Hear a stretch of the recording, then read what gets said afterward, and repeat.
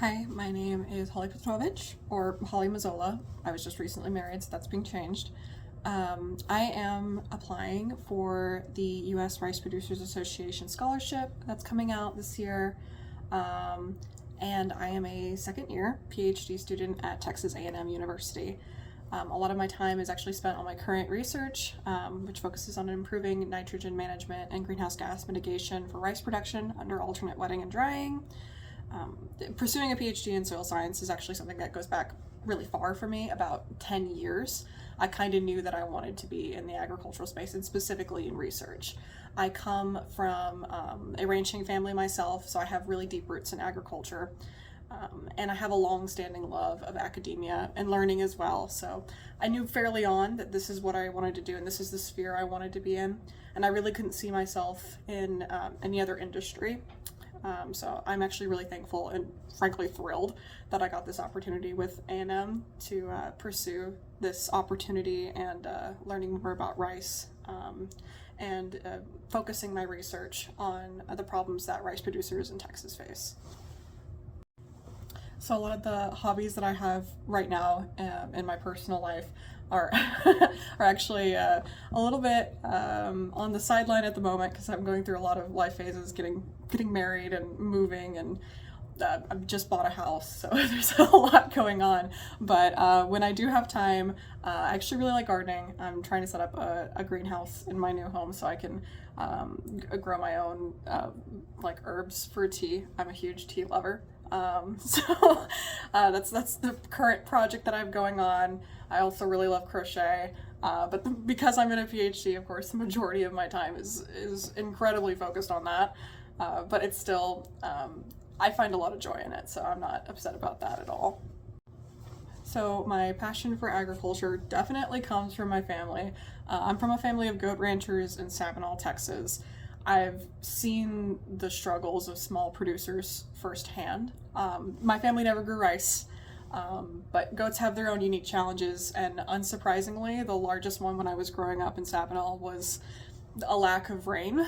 And I remember quite distinctly the stress that my own family would be under during those drought years. We were worried about not having enough grass, not having enough money to feed the goats. These are real issues that caused my family quite a lot of stress. And I think that's where my initial passion for wanting to help the agriculture community came from. Because I see all these problems, and even though like other families may be experiencing different issues, the stress that we ultimately feel is very much the same. And any way that I can help kind of find new ways or new methods that might mitigate some of that stress, I think is really important. So my vision for the next generation of the U.S. rice industry is, for one, I would want more people to be more heavily invested in rice production in Texas. I think it's unfortunately overlooked a lot of the time, and I would like there to be a more call to attention to it in general. However, another thing, since I'm more focused in research, I will bring that into my answer, especially with like sustainable management practices. I think that there needs to be a lot more research into the negative impacts that producers might see when they're trying to run these sustainable methods like alternate wetting and drying. Alternate wetting and drying, yes, it reduces greenhouse gas emissions, but it can also result in an excessive loss of nitrogen, for instance.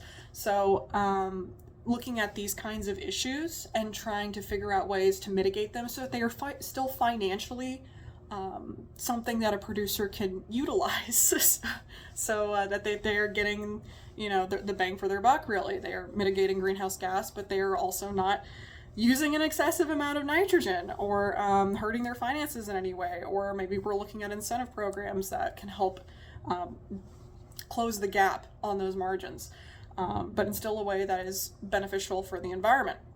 So a lot of problems like that is what I would like to see more of in research. I think that a lot of research, it's kind of guided by what is popular at the moment. So like what journals are currently publishing and what kind of grants or what they're specifically looking for. For my research personally, I would really like to spend the rest of my career focusing on my research being directly because of a problem producers are currently having. Case in point, AWD, excessive loss of nitrogen. Okay, then I'm running nitrogen trials and we're going to try and figure that out. But I think it's really important that we're focusing a lot more on what issues producers are having rather than what is academically popular to publish. And I would like to continue that going forward with my career, and I think that also applies for the next generation of the U.S. rice industry. That's what I would like to see with other people going into research focused on rice production, is look at the problems, talk with the producers, what issues are they having, go from there. And that's really what I would like to see. But thank you so much for your time, and I hope you have a wonderful day. Bye.